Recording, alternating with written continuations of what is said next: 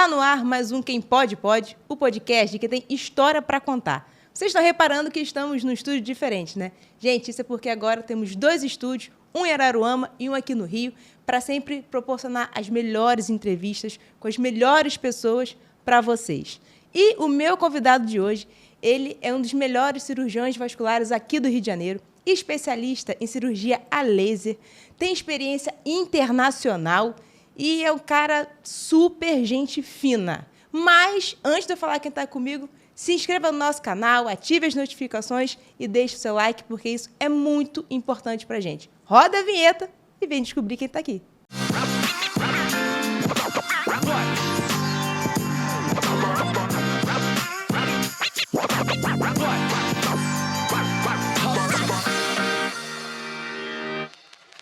Nós estamos aqui com o Dr. Daniel Drummond. Daniel, muito obrigado por você estar aqui, por você ter disposto de um tempo da sua agenda que eu acredito que seja uma loucura para vir aqui conversar comigo no Quem Pode Pode. Obrigado, Luciana. É um prazer estar aqui. É um prazer estar podendo conversar com você, a gente conhecendo um pouco mais do podcast também, que com certeza eu sei que tudo que vocês fazem tem um toque de sucesso aí. Eu agradeço muito o convite. Obrigada. Doutor, me conta um pouco quem é o Daniel antes de ser médico? Como é que você se define assim? Antes de vir para cá, eu já estava pensando nessa pergunta que até faz a gente refletir muito sobre quem a gente é, né? Então, às vezes, a gente fica nessa batida de trabalho e, às vezes, a gente não acaba não realizando todas as nossas conquistas. E, para mim, foi até importante estar aqui refletindo que eu acho que a gente muda cada dia, né? Com certeza, o doutor Daniel, o Daniel que eu sou hoje, eu acho que foi construído ao longo de muito tempo com suor, alegria, tristeza. Então, assim, pensando na minha história de vida, assim, né, vou fazer 41 anos agora, né, o case tá até legal, mas por dentro está um pouco estragado. Mas eu acho que nasci na Zona Sul, né, eu sou do Leblon, tenho uma história de vida assim, vivendo um colégio, né, de alto padrão, mas eu acho que nem tudo na vida assim são histórias que tudo dá certo, de felicidade, onde todo mundo que teve um berço legal vai ter uma história de sucesso. Então, eu acho que hoje em dia, cada vez isso conta menos. E eu acho que, pensando na minha história de vida, eu fui construído, fui forjado assim, por muitos sucessos e muitos fracassos na minha vida, que a gente, às vezes, também, né, nem todo mundo fica sabendo de tudo, né? Então, eu vim numa família de classe média alta, estudei num colégio tradicional aqui do Rio, repeti, nem sempre fui um aluno fantástico, então a gente conta também as coisas boas, né, e como que a gente se formou, né? E acabei indo para um outro colégio, mas eu acho que esses insucessos, né, me fizeram, de repente, começar a enxergar nos lugares que eu fui que eu poderia me encaixar de outra forma, que eu poderia complementar a minha formação, a minha vontade de, na verdade, dar aquele passo para frente, né, eu acho que foi muito importante para mim os meus insucessos, né? Então, eu acho que desde aí veio um estalo de eu querer ser melhor, né, de eu saber que eu posso ser melhor, e aí fiz uma faculdade de medicina também tradicional, particular, mas aí eu fui querendo mais, né? E aí eu acho que desde aí eu nunca parei, né? Então, eu acho que isso faz um pouquinho parte da minha vida. E por que medicina? Não é um caminho fácil, né? Não é. Eu acho que medicina teve uma influência muito grande da minha família, né, dos meus tios, do meu primo, que são médicos, né, cirurgiões plásticos, nefrologistas, anestesistas.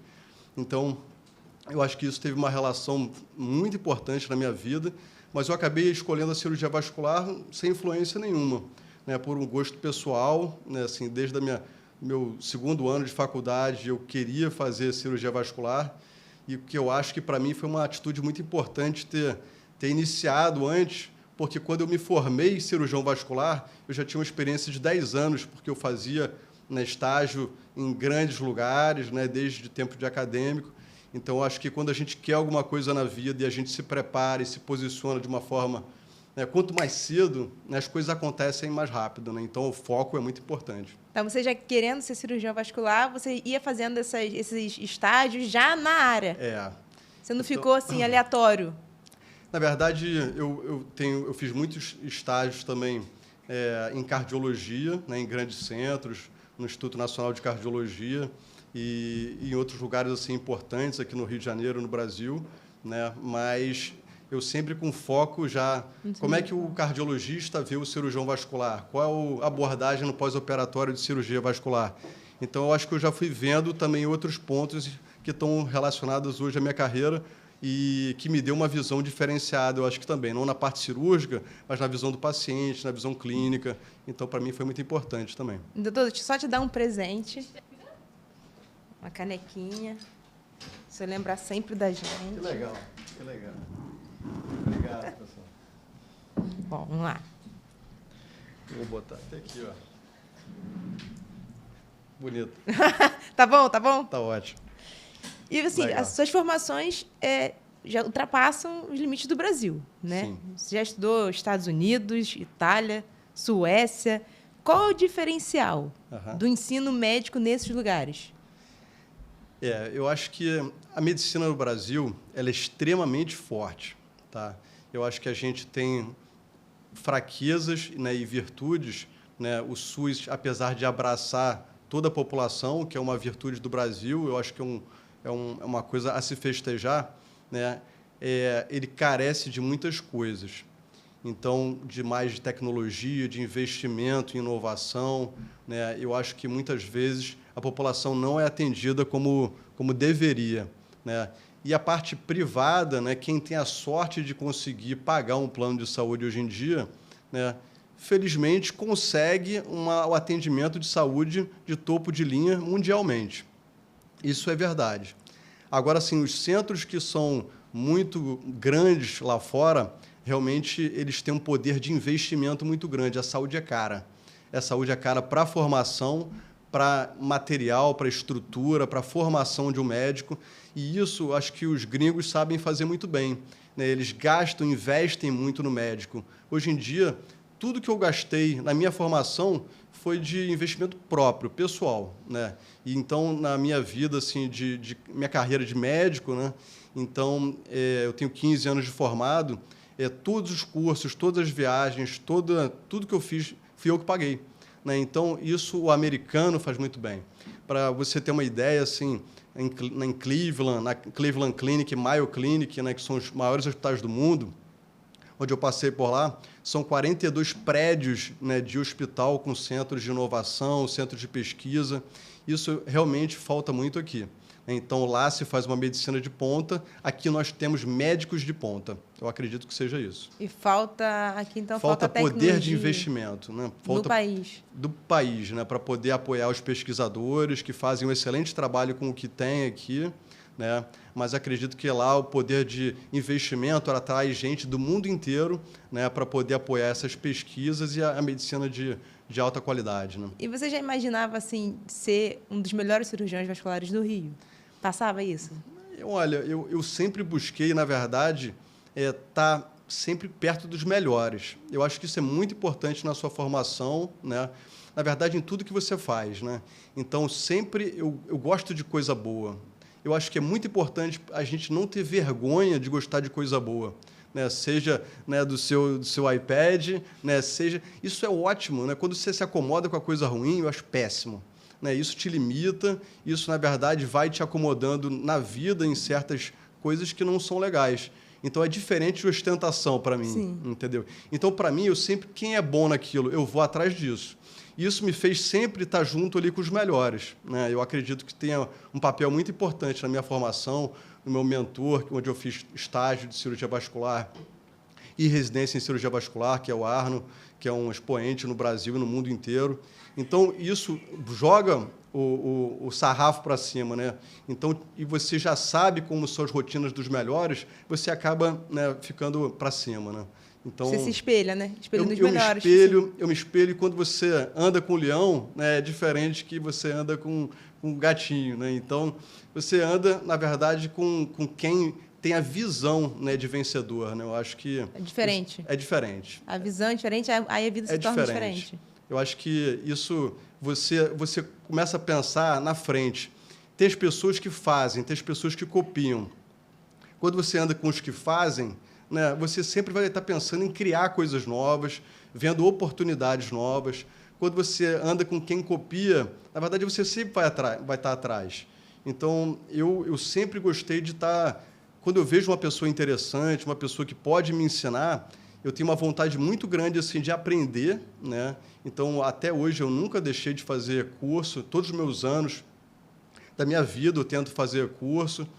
Tento gastar entre 10% e 20% do meu tempo, quando dá até 30% com assuntos até não médicos, em termos de formação, de MBA em gestão, de outras línguas. Então, isso abre a cabeça para outras oportunidades, né, e conecta você a pessoas que pensam fora da caixa, né? E aí você hoje já faz parte, né, também da Associação Brasileira de Cirurgia Vascular, não é isso? A nossa sociedade, né, é uma sociedade muito forte, né? Eu sou diretor, né, diretor executivo na Sociedade de Cirurgia Vascular já tem quase 10 anos, né? Eu organizo os congressos de cirurgia vascular, estou junto com os meus amigos, que, na verdade, para mim, são referências também. Quando eu falo em pessoas que a gente se espelha, né, eu acho que quando você junta, né, grandes mentes, né, dentro de uma sociedade, às vezes numa diretoria, você vai acabando pegando um pouquinho de cada um também, né, e eu acho que são referências para mim que me jogam para cima, né? Então, quando a gente entra num consultório particular, quando você vai a uma dermatologista e eu não estou ligado a nenhum centro universitário, né, você se ligar com grandes mentes através da sua própria sociedade, eu acho que te coloca também com uma visão sempre à frente, né? Então, a Sociedade de Cirurgia Vascular tem um papel fundamental na minha formação e no meu posicionamento hoje em dia. E quais as maiores dificuldades que você já enfrentou assim na profissão? Olha, na profissão, né, como eu sempre busquei trabalhar em lugares com estrutura, lugares que dessem condição de fazer uma medicina de excelente qualidade, eu não posso falar que eu tive problemas, assim, às vezes, que falta, né? Quando você entra num hospital público, às vezes você não tem condição de fazer o melhor e passa dificuldades que não são ou não deveriam ser inerentes da profissão, né? Que é faltar luva para operar alguém, né? Faltar um fio para fechar uma artéria ou uma barriga, né? E esse tipo de situação, realmente, eu não passei na minha vida, né? As dificuldades que eu vejo, que, para mim, eu não enxergo como problemas, né? Eu acho que, em relação ao cansaço, né? A gente ficar trabalhando, às vezes, em cirurgia mais de 20 horas sem parar, né? Isso realmente... 20 horas? E emendar com o dia seguinte já trabalhando, de ficar 2 dias sem dormir trabalhando, né? O médico, e principalmente o cirurgião vascular, ele tem um treinamento de guerra para isso, né? Então, a gente é forjado também, né, a suor e lágrima. Você já trabalhou também no Miguel Couto, né? Eu fiz estágio no Miguel Couto, desde o terceiro período de faculdade, comecei a fazer estágio lá. E nem lá passou perrengue, assim, foi tranquilo? Eu fiquei em alguns lugares que realmente não tinham... faltavam materiais, tá? Mas que não afetavam assim, o resultado final do paciente. Infelizmente, eu acho que o que falta muito também aqui é vaga, né? Vaga de um CTI adequado para atender um pós-operatório de um paciente. A gente via pacientes amontoados, muitas vezes emergência. Eu acho que isso melhorou bastante nas últimas gestões, tá? Mas eu realmente vi esse tipo de situação, mas que, infelizmente, ainda é frequente no Brasil inteiro, né? Mas lá você atuava como na área vascular ou não? Lá eu fiz estágio em cirurgia vascular, mas fui acadêmico, eu fiz estudante, né? Durante o período de medicina, eu fiz estágio como acadêmico lá. E você lembra assim, do seu primeiro atendimento sozinho? Como médico? Olha, eu acho que o estágio médico, né, ele vai te dando uma autonomia, ele vai te preparando isso aos poucos, né? Então, eu acho que você já é médico no susto, entendeu? Então, porque você vai sendo treinado muito tempo por isso, e esse treinamento você já vai sendo médico aos poucos, né?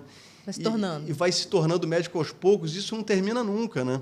Porque, na verdade, como você está sempre em treinamento, né, você vai só apurando, né? Você vai refinando, eu acho que, as tuas condutas e atualizando isso, né? Mas é um processo contínuo, né, de aprendizado.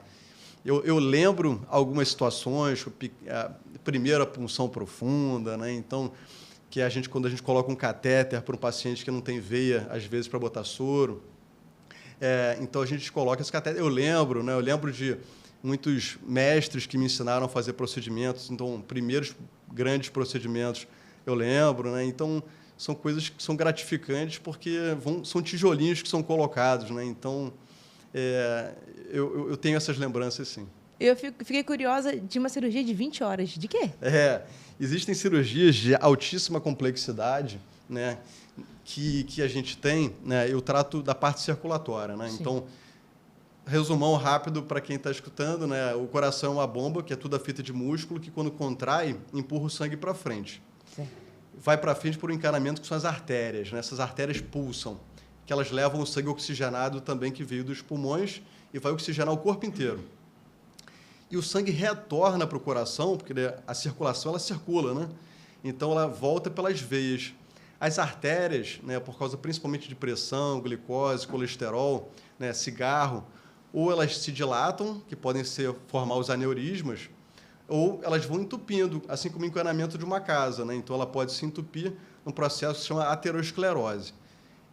Quando tem uma dilatação, que são os aneurismas, você pode envolver cirurgias complexas, assim, cirurgias de maior complexidade, né? E nessas cirurgias, às vezes, né, são cirurgias que duravam muito, né? Eu estou falando isso há mais de 10 anos atrás. Hoje em dia, cada vez elas duram menos porque a gente é menos invasivo, né? Quando tudo corre bem, é uma maravilha. Quando tem intercorrências, às vezes as cirurgias podem durar mais, né? Mas acontece, assim, recorrente, tá tudo bem, tá tudo lindo aqui, tá indo tudo bem, do nada... Eu posso te falar que hoje em dia as cirurgias, é claro que com a capacitação do cirurgião, né, e com a tecnologia, e quando você tem rotina, né, o cirurgião ele faz rotinas, né, para nada sair, né, do imprevisto, e se sair você resolve, né? Então, hoje em dia, os procedimentos, né, que a gente faz são minimamente invasivos e a recuperação é excelente. Para você ter uma ideia, um paciente que a gente faz uma cirurgia de carótida, né, quando tem um entupimento da carótida, que pode levar a AVC, ou até mesmo um aneurisma de aorta abdominal, o paciente fica menos de 24 horas no hospital, quase sempre. Então, a recuperação assim, é fantástica, né? Então, eu acho que a medicina caminha assim, a passos largos para procedimentos menos invasivos e com sucesso cada vez maior. E você também tem um método, né, de atendimento, slow medicine, né, que a pessoa, você tenta já resolver o problema logo na primeira consulta, ou adiantar, né? É isso aí. Eu acho que o processo hoje em dia de fazer uma medicina um pouco mais devagar com o paciente, que é você ter tempo para escutar o paciente, né, você oferece um tratamento completamente diferente, né? Antigamente, ou ainda, infelizmente, é feito, muitas vezes, até pelos planos de saúde, por questão até da baixa remuneração que está ligada aos planos de saúde, o médico acaba que é obrigado, né, a fazer um atendimento a cada 15 minutos. Tem gente que atende até a cada 10 minutos. Isso eu não... Tem uma rotatividade maior e automaticamente um Isso, ganho a maior. Remuneração maior, mas não é porque o médico vai ficar rico, não. Essa história do médico ficar atendendo no consultório e ficar rico, isso aí é coisa do passado. Então, hoje em dia, as pessoas trabalham muito, atendem muito em consultório, para conseguir realmente pagar as contas do consultório, né, que as contas que são cada vez mais altas.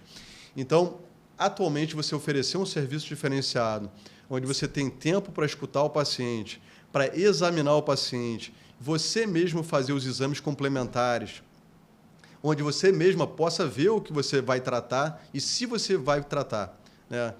Então, às vezes, quando o outro médico faz um exame, que no meu caso é o Doppler das pernas, quando eu vejo até varizes, né, eu sei se precisa tratar ou não. E eu mesmo falo para o paciente, olha, você tem uma alteração por isso, né, e por isso nós vamos tomar essa conduta. Já no primeiro atendimento. Isso. Né? Hoje em dia a gente tem condição de fazer uma consulta de excelente qualidade, né, fazer exames complementares que variam desde a ultrassonografia das pernas, que é o Doppler, até exames com infravermelho das pernas, onde a gente pode já dar o diagnóstico e oferecer o tratamento na primeira consulta. Mas isso também de acordo com toda a estrutura e tecnologia que existe no consultório. Sim, né? sim. Isso aí vai depender do médico, vai depender da estrutura que ele conseguiu montar, né? E da estrutura de tempo de atendimento que ele pode oferecer para o paciente. Que não é barato, né? Essa estrutura toda para montar não é barata. Não é barato. Eu acho que cada vez mais os médicos têm buscado se diferenciar, né? E assim como um dentista, por exemplo, montava a sua clínica, o seu primeiro consultório, né, com a necessidade de um investimento, né, para ter uma cadeira legal, para ter uma estrutura, a medicina vascular, a cirurgia vascular e a angiologia cada vez mais fazem o médico precisar também, né, de uma estrutura adequada, inovar, com equipamentos. Né? Exatamente. Assim, a medicina ela demorou muito para oferecer esse tipo de coisa, né, que muitas vezes, quando se lança, é caro, mas você começa a difundir isso, as técnicas vão reduzindo de preço. Ainda hoje, é uma estrutura cara, né, mas já é possível oferecer um tratamento de excelente qualidade, que, inclusive, é referência no mundo inteiro, que é o que a gente tem hoje em dia aqui, principalmente para o tratamento de varizes que a gente oferece. Isso é referência no mundo inteiro, né, e a gente consegue disponibilizar isso cada vez mais para os pacientes. Mas você precisa, assim, ter noção de que isso não é comum, né? Não, eu sei que não é comum. Né? A gente faz um trabalho até dentro da sociedade de cirurgia vascular para mostrar as vantagens disso para o próprio médico. Porque tem médico que não é adepto da nova, né? Na verdade, isso varia até em relação ao quanto o médico está disposto a gastar de tempo para a formação, né? Porque isso precisa, né, o médico se atualizar constantemente, fazer vários cursos que não são baratos, e a disposição de investimento, né, de investimento de dinheiro, inclusive, né, para você poder oferecer esse tipo de tratamento. O fato do médico, de uns, né, não estarem adeptos a essa mudança, que faz com que os outros vão se destacando cada vez mais. Exatamente. Né? Então, acho que assim como você, né, cada vez quer ser uma melhor pessoa, melhor profissional, e você tem que fazer um investimento em você, na tua estrutura fantástica que você montou aqui, né, eu acho que todo profissional vai fazer isso. Porque, primeiro, o paciente pede isso. Hoje em dia, o paciente ele quer ser atendido com a melhor técnica, que ele já viu muitas vezes na rede social, ele sabe que existe e pergunta para você se você faz. Né? Mas também, eu acho que cada vez mais o profissional ele se coloca tendo que fazer isso pelo mercado. O mercado médico, hoje em dia, é um mercado que cada vez mais está saturado. As pessoas pensam que o médico é só sucesso, que é o médico que ganha muito dinheiro, né? Mas a gente tem, hoje em dia, um mercado de 500 mil médicos, que daqui a pouco vão ser 1 milhão de médicos, né? Até 2030. Caramba. Ou seja, 1 milhão de médicos, é claro que nem todo mundo vai trabalhar com esse nicho de paciente. Mas eu acho que cada vez mais o mercado vai jogar o médico, ele precisa se aperfeiçoar. Né? Então, você vai ver cada vez um inchaço de médicos bons, né? E também um inchaço de médico que, na verdade, a qualidade, né, vai depender do estilo de trabalho, né, que ele vai conseguir se encaixar. Né? Muitos, infelizmente, vão acabar continuando atendendo de 10 em 10, talvez em 5 minutos, porque o mercado vai jogar ele para isso. É porque tem muito disso, né? A pessoa, às vezes, quer fazer medicina porque quer ficar rico, quer ganhar dinheiro. Isso aí a gente vê que... mais por, como é que fala? Não é moda, né? Mas por status. Por status. Isso acontece ainda. A formação médica, né? A minha formação é uma formação contínua, mas eu fiz 6 anos de cirurgia vascular, fiz 2 anos de cirurgia geral, mais 2 anos de cirurgia vascular, mais 1 ano que eu fiz cirurgia vascular fora do país. Né? Então, e continuando, quando se forma, você começa. Né? Ou seja, o médico que pensa, ou o estudante de medicina que pensa em entrar na medicina em ganhar dinheiro, tem que pensar que daqui a 12 anos, né, talvez a realidade, né, não seja essa. Né? Então, é uma dica para vocês que estão começando, né, vocês comecem a abrir a cabeça, porque qualquer coisa que você pense que você vai ganhar muito dinheiro, todo mundo está pensando nisso. Né? Então, daqui a pouco, o bom é aquele que não pensou nisso e focou numa coisa que ele gostava e que, de repente, não teve aquele efeito de manada. Foi se aprofundando e foi se especializando, ficando cada vez melhor naquilo. Isso se diferenciou, né? Porque quando todo mundo pensa que é bom uma coisa, talvez aquele que pensou diferente, pensou fora da caixa, ele vai ter uma oportunidade maior de se destacar também.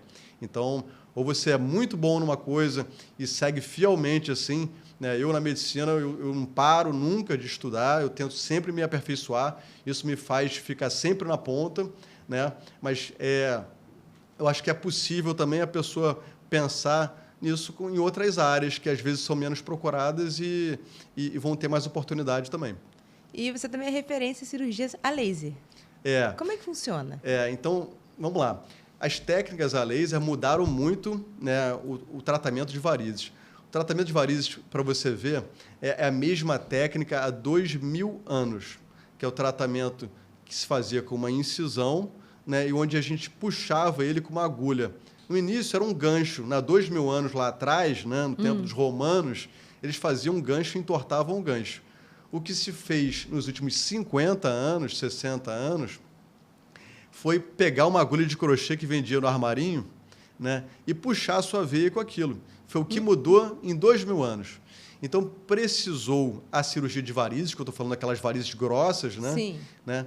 Precisou, na verdade, de uma invenção que foi o laser, né, que tem 20 anos, e mais recentemente, nos últimos anos, uma técnica que é completamente disruptiva, né, que é o ATA, onde a gente faz punções, né, nas veias e a gente faz cauterização por dentro da veia, que mudou completamente o pós-operatório do paciente, a evolução, né? Então, isso realmente é uma conquista muito do brasileiro, né, que realmente mudou completamente o tratamento de varizes. E no caso, já falando, vai falando. Secou. Vai falando. É. Mas, assim, hoje o tratamento a laser são essas incisões, que você vai... Não.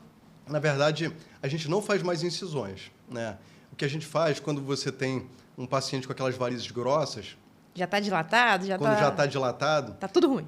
Tá ruim, né? A gente, na verdade, faz punção. Assim como você, às vezes, tira sangue, que você faz uma punçãozinha, sim.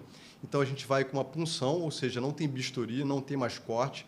A gente vai com uma fibra ótica de 1 milímetro e a gente segue por dentro da veia e depois cauteriza ela com laser. Então, os tratamentos que, na verdade, ele é minimamente invasivo. Na verdade, ele é feito somente dentro da veia. Então, a repercussão é muito menor. Então, ele mudou completamente a evolução. Antigamente, o paciente tinha que ficar internado no hospital. Tinha que ser centro cirúrgico? Tinha que ser no centro cirúrgico, tinha que ficar deitado com a perna para cima de 7 a 14 dias. Isso realmente não existe mais. Tem um paciente que a gente tratou recentemente que ele foi correr na lagoa um dia depois, né? Então, isso mudou completamente a evolução. E a pessoa vai se recuperando cada vez mais rápido, né? Então, hoje em dia, a gente só nesse protocolo, né, que é um tratamento da técnica ATA, né, a gente coloca uma meia elástica, né, onde o paciente fica com uma meia elástica, às vezes, 3, 4 dias. Né? A gente pode fazer na clínica ou pode fazer no hospital. Isso independe. A qualidade, na verdade, é da técnica, que a gente faz com anestesia local. E ela é minimamente invasiva, né? Então, antes tinha que fazer aquele bloqueio atrás, que é a raquianestesia, né? Então, hoje em dia, a gente consegue tratar, né, só com anestesia local, né, e oferece uma recuperação para o paciente que vai para casa andando, né, às vezes 1 hora ou 2 horas depois do procedimento. E a antiga era quanto tempo de cirurgia? O tempo antigo cirúrgico, o trabalho é o meu trabalho, né? Ou seja, em termos de tempo para o cirurgião, acaba que muitas vezes não muda tanto. Entendi. Tá? O que a gente pensa mais é na qualidade de vida que a gente vai oferecer para o paciente, na recuperação que a gente vai oferecer para o paciente. O trabalho, na verdade, é uma mudança de técnica.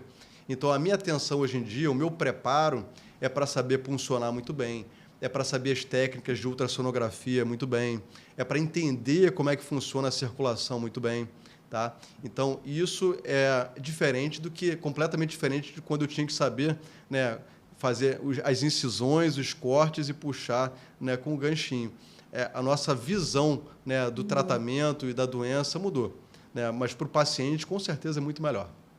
Fica bem mais fácil, mais rápido. É muito menos invasivo, né? Então, o paciente consegue ter uma resposta muito melhor em relação à dor, em relação a sangramento quase zero, né? O paciente consegue, na verdade, voltar às atividades, às vezes nem se afastar do trabalho, né? Voltar à atividade física muito mais rápido. Então, foi um grande ganho assim, para a medicina e foi uma conquista brasileira. E, doutor Daniel, quais são as doenças vasculares mais comuns? Posso dar um pause aqui? Vai. Eu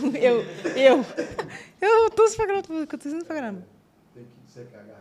Agora eu entendi meu presente aqui. Viu? Tá indo bem, gente? Beleza. Peraí. O cabelo tá bom? Viu? Beleza. Então, vamos lá, manda aí. E, assim, quais são as doenças mais comuns? Em relação à parte circulatória, que é a nossa área, né, eu acho que a doença venosa ela é muito mais prevalente, né, é muito mais presente. Né, cerca de 50% a 70% às vezes das pessoas, né, vão ter algum grau de doença venosa, que pode variar desde os vasinhos, que você, às vezes, se vocês olharem para os pés de vocês, vocês vão ter. Igual né? que a gente tem na perna? Exatamente. Então, no tornozelo pode aparecer frequente, na lateral das coxas, né? Então, é muito frequente isso na população, principalmente em mulheres. Vamos lá. As questões que estão mais relacionadas à doença venosa são, primeiro, herança familiar. É extremamente forte, né? Então, quando você tem uma mãe, né, com varizes, né, a sua chance já chega a 70% de ter algum grau de doença venosa. A mãe e pai, você joga já para quase 90% de chance de ter alguma doença venosa. Então, isso varia desde os vasinhos, quando eu estou falando em doença venosa, eu incluo vasinhos, as varizes mais grossas, né, ou até estágios mais avançados da doença, que podem levar a inchaço na perna, pigmentação nos tornozelos e até úlceras, aquelas úlceras varicosas, aquelas feridas de difícil cicatrização, que podem levar também a outras alterações vasculares, que são as tromboses venosas, né? Então, e a doença venosa por si só é com certeza mais presente na população em geral. Mas dessas que você falou, assim, qual que você mais lida hoje?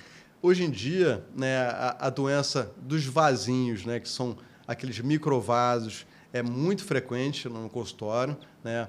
As pessoas buscam muito a gente por isso, porque, na verdade, é uma doença feia, né? Então, por ser feia, ela acaba levando mais as pessoas para tratar uma doença circulatória que as pessoas buscam por estética. Na verdade, não é estética, incomoda. É uma doença circulatória feia.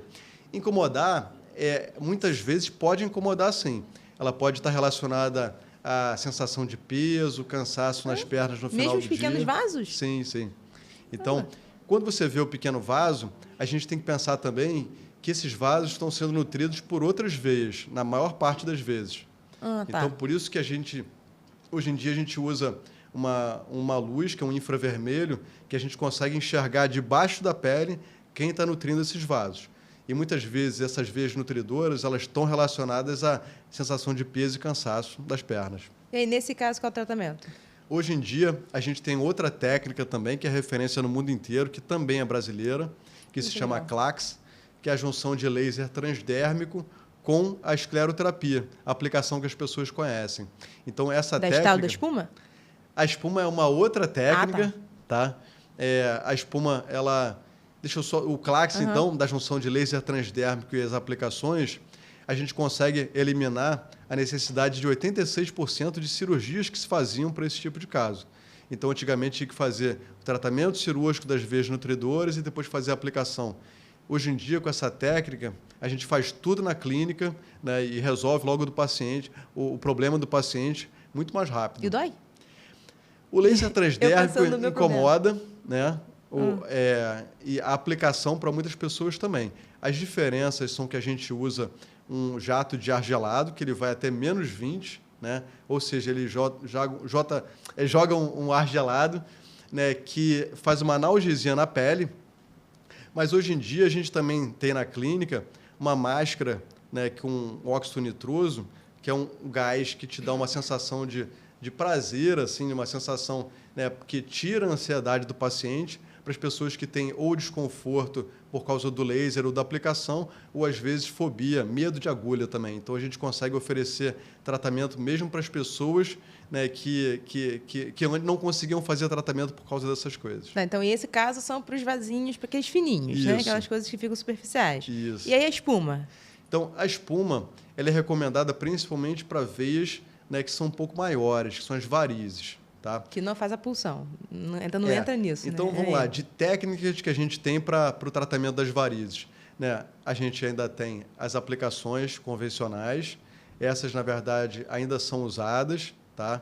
Hoje em dia, a gente busca usar essa associação com laser, que é o CLACS, porque a gente consegue tratar de uma forma mais efetiva, porque a gente consegue tratar as veias nutridoras lá embaixo.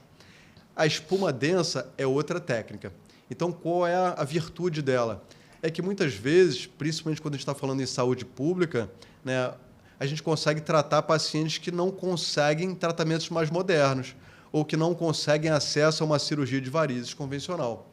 Então, a espuma, a gente faz a injeção de um líquido, do medicamento, né, em forma de espuma, ou seja, ele entra no vaso e ele consegue tocar na parede do vaso, né? Então, esse processo irritativo leva ao fechamento da veia. Tá? Atualmente, eu não considero a primeira opção nos meus casos, principalmente porque eu trato muitas mulheres jovens com desejo estético e a espuma está ligada a mais chances de pigmentação. Né? Em 20% a 30% dos casos, você tem chance de pigmentar, que é deixar uma marquinha, às vezes, mais acastanhada no trajeto da veia. Os tratamentos com laser, hoje em dia, a gente oferece, né, e tem muito menos chance de pigmentação. A espuma também, a pigmentação, porque não tem negócio que tem que espremer? As pessoas dizem que é uma dor insuportável. É isso aí. Então, como a gente faz a injeção de espuma e, na verdade, leva ao fechamento da veia, essa veia, muitas vezes, ela fecha, mas ela fica com um pouquinho do resíduo químico e, às vezes, um pouquinho de coágulo dentro. Então, muitas vezes, tem que se buscar fazer uma drenagem dessa veia para a gente conseguir reduzir as chances de pigmentação. Então, quando você tem um desconforto na veia tratada com espuma, a gente faz essa drenagem para reduzir pigmentação e para reduzir o desconforto, a dor na região da veia. Mas, como eu te falei, a gente tem uma série de tratamentos que a gente pode oferecer para o paciente que, às vezes, não tem essa necessidade de drenagem frequente ou não tem tanta chance de pigmentar, de mancha. E qual, assim, dos casos, né? Quais são os mais difíceis de resolver? O tratamento mais difícil é daquela pessoa que ficou pensando, trato ou não trato, aí no outro ano ela fica Não é o pensando, tratamento não, né? É a pessoa. Esses casos são mais difíceis, por quê? Porque o sangue ali está tendo dificuldade em subir. Então, o sangue sobe e ele desce. Quando ele desce, ele vai engarrafando outras veias, ou seja, ali por baixo a doença vai ficando mais complexa. Então, o paciente que posterga o tratamento, né, que vai empurrando com a barriga ali, ou que não buscou um tratamento logo, ele vai ter um tratamento que geralmente é mais complexo, eu vou precisar de mais sessões e, infelizmente, vai acabar sendo um tratamento que é mais caro, né, porque ele vai precisar de uma atenção completamente diferente e vai precisar de muito mais sessões para poder tratar. Então, o que eu posso falar de recomendação para as pessoas, né, é que se elas tiverem alguma alteração, vão ao urologista, vão ao cirurgião vascular. Aí ela vai poder falar assim, ó, o colega cirurgião vascular vai poder falar assim, olha, está no momento de tratar, eu acho que vale a pena, a gente vai conseguir, né, depois só fazer uma manutenção de vez em quando. Né? Quando a pessoa trata, né, só quando tem doença mesmo, quando tem alterações importantes, aí realmente ele perdeu o timing de tratar. Eu acho que, voltando à sua pergunta, os casos mais difíceis são os pacientes que não buscaram atendimento quando deveriam. Sim, logo no início, então. Né? Quanto antes, melhor. Quanto antes, melhor. Quanto antes, melhor. Mas tudo é mais fácil, né? Mais rápido. Os tratamentos são geralmente mais rápidos, né? Fáceis, a gente nunca menospreza um tratamento médico, porque quando a gente menospreza, a gente mesmo, médico, né, a gente tem que estar preparado para tudo, né? Para às vezes a gente oferecer um tratamento numa sessão e não sair, né? Eu sempre gosto de trabalhar com excelência, né? E eu sempre busco os melhores resultados para os meus pacientes. Eu tenho plano A, plano B, plano C, né? Mas eu não menosprezo um paciente falando que aquele caso ali é fácil, né? Mas hoje em dia, com certeza, os pacientes que me buscam, né, com menos doença, a gente tem um resultado melhor. Mais rápido. Mais rápido. E quando a gente esteve lá no seu consultório, né, eu lembro que você falou que o sangue ele tem um caminho para percorrer. Sim. Se aquele caminho não está legal, ele vai criar o próprio organismo, né, vai criar um outro caminho, e aí é onde surgem, né, as tais veias altas, né, que do nada aquela veia surgiu ali. Né? Como é que funciona mais ou menos isso? Então, vamos lá. A doença circulatória das veias, a gente tem que pensar, as veias são canos, né? São tubos que levam o sangue para cima. quem, na verdade, está levando o sangue para cima não é propriamente a veia, né? Quem faz a subida do sangue é principalmente a panturrilha, né? Então, 70% do sangue que sobe pela perna é só pela contração muscular da panturrilha. Se a panturrilha não contrai, o sangue não sobe. Tá? Então, vamos começar por aí. Mas também a gente tem que pensar na bomba, que é a panturrilha, mas tem que pensar no encanamento. Então, a veia, ela direciona o sangue para cima, o sangue sobe e a tendência do sangue é descer. E quem não deixa o sangue descer? Ou seja, quando a gente fica em pé, por que o sangue não fica todo lá no pé? Né? É porque, na verdade, as veias têm válvulas, que funcionam como a válvula do coração. A válvula de retenção. Retenção. Então, o sangue sobe e, na hora, né, que o coração para, na verdade, ele contrai e para, contrai e para. Então, o sangue tende a descer. E quando ele desce, quem fecha essa válvula é o próprio sangue. Então, o sangue desce e trava. Sim. Quando a veia está muito dilatada, o sangue sobe e o sangue desce. Então, esse mecanismo de descida a gente chama de refluxo. Então, o sangue sobe, ele desce, só que ele vai ter que, na verdade, engarrafar outras veias, que acabam ficando sobrecarregadas e varicosas. Ele não era para descer, né? Ele já está descompensado ali. Exatamente. Então, quando o sangue ele vai engarrafando outras veias, essas veias vão ficando dilatadas, né, que são as veias varicosas. Quando vai em direção à pele, formam os vasinhos. Quando vão em direção a outras veias ali debaixo da gordura, ela vai formando novas varizes, né? Então, mais uma vez, quando a gente trata no início, a gente evita complicações, às vezes, na pele, né, que são o escurecimento da pele, que, na verdade, são as úlceras varicosas. Ou a gente pode prevenir também vasinhos, né? Mas a gente previne também ali embaixo a formação de novas varizes. E as pessoas acabam... A gente se acostuma, né? Você falou para a gente também que assim, o corpo ele cria, né, isso novo, para o sangue ter que passar por algum lugar, e a gente acostuma com aquilo ali. Às vezes a perna está inchada. Não, está inchada não. Está inchada exatamente, sim. Exatamente. Isso eu acho que é um teste até para quem está em casa poder fazer. Né? Você, na verdade, pega o dedão, né, e força contra a canela, né? Aperta aí, ó. Pega o dedão ali, ó, bota lá na canela e faz força. Deixa ali, ó, 5 segundos fazendo força mesmo, força. Às vezes, quando a gente tira, né, fica amassado ali na pele, né? Isso a gente chama de sinal do cacifo. Isso aí, na verdade, que você está com a gordura embaixo da pele encharcada de água. E essa água é um líquido, na verdade, que é a linfa, que saiu dos vasos. Quando a veia fica muito cheia, a veia é porosa. Então, extravasa líquido para fora, que encharca a gordura. Então, é um sinal, na verdade, de muitas vezes, que mostra que tem alguma alteração na circulação aí. Então, muitas pessoas chegam na clínica, né, com a perna inchada, ela, não sinto nada, não. Aí eu boto lá, aqui, ó, tá assim. Né? Ou, senão, tem pessoas que também se acostumaram com a dor. Né? Por quê? Porque sempre foi assim. A pessoa não sabe mais como é que é a diferença. Então, tem pacientes, na verdade... Tem alguns casos que são bem emblemáticos, né? Uma paciente que já tinha certa idade, que estava acima do peso e que buscou tratamento, e eu tratei, né? Onde a paciente, no final do tratamento, chorou, né? Porque, na verdade, ela não sentia mais dor, porque falavam para ela porque ela estava gorda, porque ela tinha que emagrecer, porque a culpa era... Na verdade, tinha uma série de coisas, né, que ela podia ter resolvido antes, né? E, na verdade, o tratamento... resolveu o problema dela, e ela, pela primeira vez, se viu sem dor. Ela, pô, eu estou sem dor, não sabia que isso era possível, né? Bacana. Então, tem certas coisas que a gente vê de reconhecimento do paciente, que é muito bonito, né? Mas também é uma luz amarela. Pô, será que as pessoas, às vezes, não estão, né, guerreiras, assim, levando no dia a dia, mas levando problemas assim que vão se agravando com o tempo? Mais uma vez, a necessidade de se tratar, né? Quanto antes, melhor. E qual é o perfil do seu paciente hoje? Homem, mulher? Porque geralmente quem cuida é mulher, né? Mulher que olha para a perna, assim, não tá legal assim, não. Meu perfil de paciente primeiro, é a mulher que marcou consulta para o marido. Né? Então, esse é um perfil de paciente. Geralmente, os homens que vão lá é porque é a mulher que marcou, que está vendo lá, e o cara vai empurrando com a barriga lá, não, tá tudo ótimo, a perna cabeluda, ali embaixo o negócio piorando. Né? Então, esse é um perfil de paciente. Os homens têm mais varizes. Tá? Os homens têm vasinhos? Também tem. Olha aí para o seu tornozelo para ver se você não tem algum. Né? Vê ali na lateral do Só que aí tem o pelo, vai passando. Isso aí. Então, vê na lateral do joelho se você não tem os vasinhos. Muitas pessoas têm. né? Mas os homens, por fatores muitas vezes hormonais, né? Então, voltando à pergunta, o que leva a varizes, né?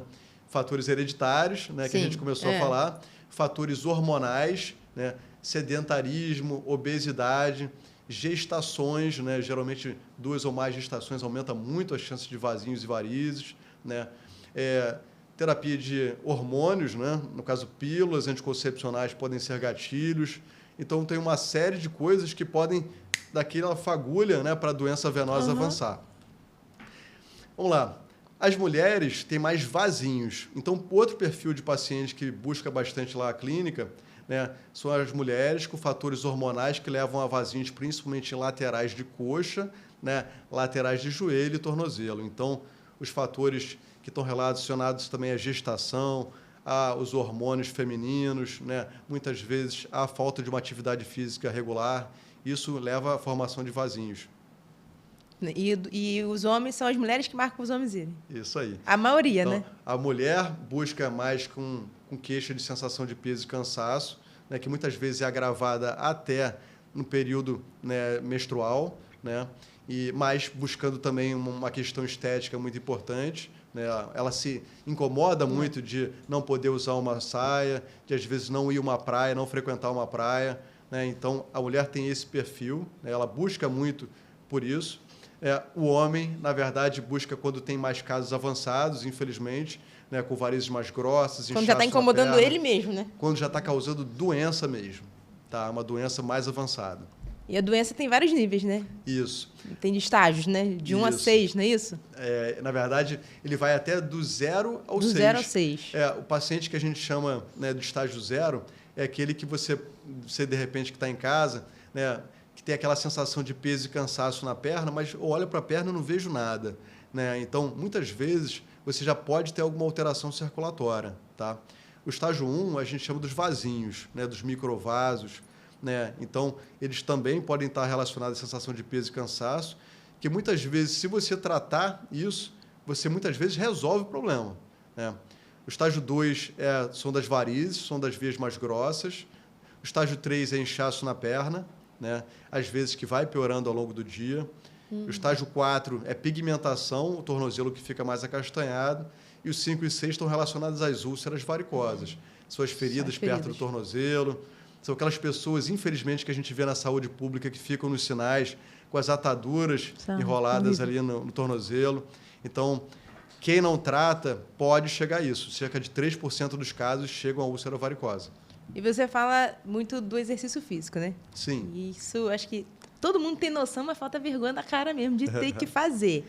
E você, faz? Eu faço. Como é que consegue? Como é que é a rotina? Como é que é a sua rotina? A minha rotina... Olha, a minha rotina é um pouco atípica e, na verdade, eu acho que cada um tem que encontrar a sua rotina. Né? Eu adoro a vida, eu adoro viver. E não gosto tanto de dormir. Eu acho que dormir é necessário. Tá? Então, a minha rotina não é obrigação, mas eu acho que o corpo precisa. Né? Eu vejo como, assim como a gente precisa de água, precisa de comida, a gente precisa de sono. E a quantidade de sono, né, vai variar de acordo com a pessoa. Né? Eu sou o que as pessoas chamam de dormidor curto. Né? Então, às vezes, 6 horas de sono para mim é ótimo.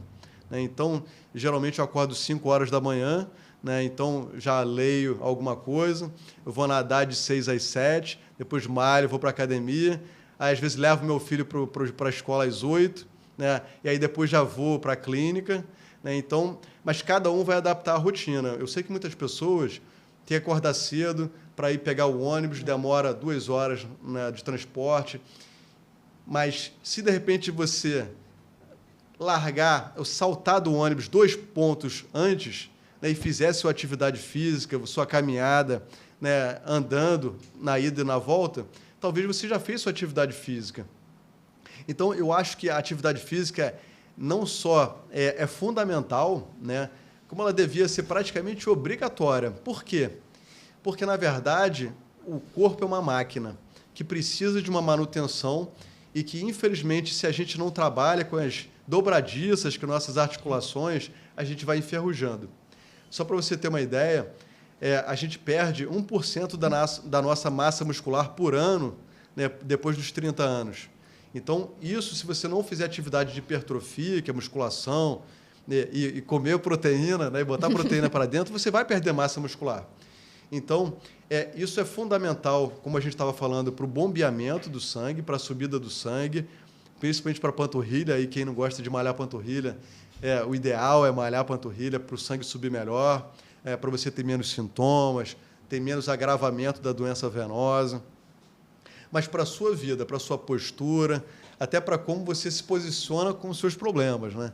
Então, eu acho que a atividade física é fundamental para todo mundo. Atividade física, eu estou falando de atividade aeróbica, que é aquela caminhada, aquela bicicleta, mas as pessoas têm que dar cada vez mais importância à musculação, né, ao pilates, à atividade de hipertrofia, onde a gente quer crescer o músculo. E porque o corpo vai respondendo sempre melhor, né? Na verdade, o corpo funciona, a parte cardiopulmonar, né, a parte da circulação, a gente fazendo atividade aeróbica, a gente vai melhorar a nossa capacidade pulmonar, a nossa capacidade cardíaca, né, o nosso cérebro vai estar mais oxigenado, a circulação vai estar melhor, a gente vai poder controlar melhor os problemas metabólicos, né, a parte da glicose, colesterol. Mas a parte da musculação, eu acredito que, eu aqui dando conselhos de musculação, né? Mas eu acho que é fundamental também, porque hoje em dia existem vários estudos que mostram que o músculo em si, quando ele está hipertrofiado, trabalhando, ele pode produzir até substâncias que previnem a demência, né? Então, esse é um trabalho até pioneiro, que tem repercussão mundial, né? da UFRJ, né? Que mostra que tem uma proteína que se chama irisina, que é até produzida pelo músculo, que quando a gente trabalha isso, antes a gente pensava que era só o pessoal da maromba, não, mas cada vez mais a gente vê a necessidade de uma musculatura adequada para sustentar o corpo, para ter menos problemas articulares, mas também, né, pensando que ele pode ter repercussão em outras coisas, principalmente no funcionamento do nosso cérebro. E, doutor Daniel, quem é a sua inspiração, assim? A minha inspiração, eu acho que eu tenho muitas referências ao longo da minha vida, assim. Eu acho que referências familiares, né? Eu acho que meus pais são grandes referências para mim em relação à ética, em relação ao relacionamento com as pessoas, ao carinho, né?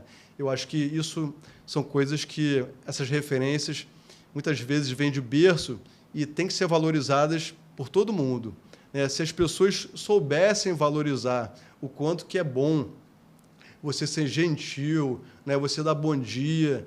Isso, na verdade, né?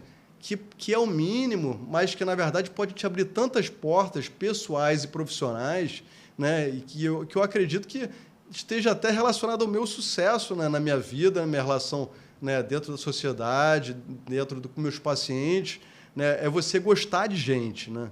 Então, a partir do momento que você tem essa relação carinhosa com as pessoas, né? Você recebe tanta coisa que eu acho que esse é o importante. Então, a minha família, com certeza, é uma referência, né? Hoje em dia, minha esposa, meu filho, meu núcleo familiar, os meus sogros são grandes referências. Então, eu dou muito valor à família, tá? Em relação à parte profissional, eu vou buscando sempre coisas boas assim de todo mundo, que eu acabo sendo inspiração e eu acabo trabalhando mais isso em mim também. Os que estão no topo, né? Que você falou. Na verdade, em relação à parte profissional, esse grande mentor, esse grande professor, o Dr. Arno von Richthofen, é com certeza uma grande referência para mim, né? Dentro da sociedade existem vários presidentes e ex-presidentes que são referência para mim. Em relação às minhas experiências fora do país, com certeza, né, a busca com a perfeição, a busca com sucesso. Sucesso não é aquilo que a gente fica deslumbrado, mas sucesso é você conseguir alcançar o que você quer, né? É você ter sucesso com aquilo que você está fazendo. Isso, com certeza, existem pessoas que, para mim, esse cara aí é diferente, né? Então, hoje em dia, eu busco isso no meu dia a dia, pessoas que buscam o sucesso, buscam ser diferentes do que fazem. E você teria, assim, algum conselho que você daria? Conselho? Para a pessoa, tipo assim, para um paciente, para as pessoas. Eu acho que, de uma forma geral, de conselho que eu posso falar, o que eu vejo em mim, né? Primeiro, preguiça é um grande ladrão de tempo e de vida, né? Eu acho que você buscar, na verdade, sempre estar aprendendo, ter a humildade de não parar de aprender nunca, né? De estar sempre buscando se aperfeiçoar. Assim como você tem teu celular com os aplicativos, né? O que você tem de novo na tua vida ali? Né? Qual o aplicativo que você pode instalar em você mesmo para você melhorar? Né? Então, eu acho que esse degrauzinho, esse tijolo que você vai melhorando a cada dia, né? Aprendendo coisas novas, te faz uma pessoa melhor, te faz você conseguir coisas melhores na vida, entendeu? E quando você for ver, aí você olha para trás, que nem eu vindo para cá, eu comecei a olhar assim, pô, eu acho que deu certo, entendeu? Então, eu acho que é muito importante você estar sempre disposto a aprender coisas novas, assim. E qual foi o maior ensinamento que a medicina te deu? Eu acho que a medicina me trouxe muita coisa. Quando eu fui fazer vestibular, eu fiz vestibular para o marketing, para administração, eu passei para administração e marketing e fiz para medicina. Aí eu ainda ficava em dúvida se eu ia fazer propaganda e marketing, se eu ia fazer outra coisa. Aí um amigo falou assim, pô, faz medicina, cara. Medicina é legal a beça. Medicina você vai conversar com as pessoas, você, na verdade, vai conhecer muita gente, vai trabalhar como se fosse um detetive para juntar as pistas e para você conseguir resolver um caso. Eu falei, pô, tá, isso é legal a beça, né? Então, a medicina me trouxe tanta gente boa para a minha vida, né? Eu tenho um convívio tão grande com meus pacientes, eu tenho um relacionamento tão bom com tanta gente legal, que eu acho que isso provavelmente nenhuma carreira dá, entendeu? Então, para mim, a medicina é uma realização. E quais são os seus planos para o futuro? Eu acho que, assim, eu tenho muitos planos porque eu faço muita coisa ao mesmo tempo, assim. Então, em cada área que eu trabalho, né, eu tenho atualmente, assim, posso falar que uns 10 projetos ao mesmo tempo, né? Eu tenho o meu projeto da clínica, que é cada vez me consolidar assim como referência no que eu faço, né? Porque a gente atualmente faz uma medicina de ponta que é no mundo inteiro, né? Então, eu acho que a gente tem que desenvolver isso, entregar essas técnicas modernas assim que hoje em dia a gente tem em relação com outros países que batem palma para o que a gente faz. Então, com certeza, isso o mundo precisa conhecer, né? Mas outras coisas também. Eu trabalho com tecnologia na área da saúde. Então, são projetos que eu acho que eu tenho que desenvolver e tenho planos de chegar a coisas grandes, assim, levando a melhoria dos processos na área da saúde, para as pessoas terem mais facilidade no que fazem em relação à dificuldade que elas têm mesmo de acessar a saúde aqui no Brasil, né? Então, você facilitar isso é um dos planos que eu tenho. Então, para todo mundo? Facilitar? Eu acho que sim, né? Eu acho que a medicina aqui no Brasil, né, e posso falar até do governo federal, que independente de partido, né, tem melhorado algumas ferramentas, como você pode ver alguns aplicativos que vocês têm aí hoje no celular, que o governo, né, independente de partido mesmo, né, ele vai te disponibilizar.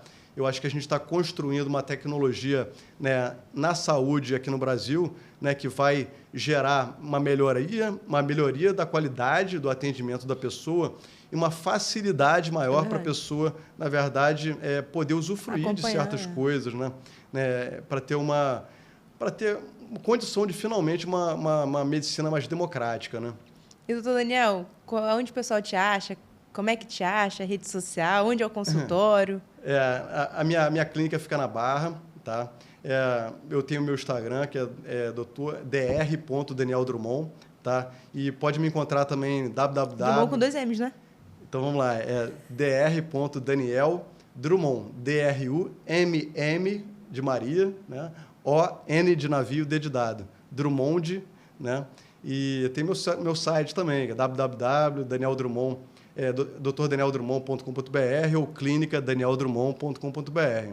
Mas eu fico à disposição, qualquer um que quiser entrar em contato comigo, né, manda um direct ali que eu respondo, vai ser um prazer. E tem várias dicas, né, gente? O Instagram dele tem várias dicas. Eu tento sempre compartilhar um pouquinho assim, do meu dia a dia, né, de mostrar essas tecnologias novas que a gente faz, né, mas eu estou sempre aprendendo na rede social. Eu acho que eu estou começando, né, na rede social, mas tentando levar, na verdade, o que existe melhor na medicina para as pessoas terem acesso ao conhecimento, né, e, quem sabe, já um tratamento diferenciado. Doutor Daniel, muito obrigado por você estar aqui. Eu espero que você tenha gostado. Eu adorei. Né? Eu já te conhecia e fiquei fascinada pelo trabalho, pelo profissional, porque é isso mesmo. A gente vai lá e não tem pressa e explica tudo nos mínimos detalhes. E isso, como paciente, dá uma confiança danada. Não, para mim foi uma experiência assim, até muito boa para mim, né? Para a gente refletir tudo sobre a vida. E foi um prazer, mais uma vez, estar com você, que é muito querido. Muito obrigada. Gente, é isso. Espero que vocês tenham gostado. Vão lá no Instagram do Dr. Daniel. Se tiver alguma dúvida, manda aqui pra gente, que a gente pede para ele responder. Ele fala tudo. Tem alguma dúvida sobre cirurgia vascular, né? Algum vaso, alguma coisa? Vai lá. E se não está inscrito no canal, se inscreva, curte, comenta, ative as notificações, que nós vamos ficando por aqui. Um beijo e até a próxima. Tchau, tchau. What?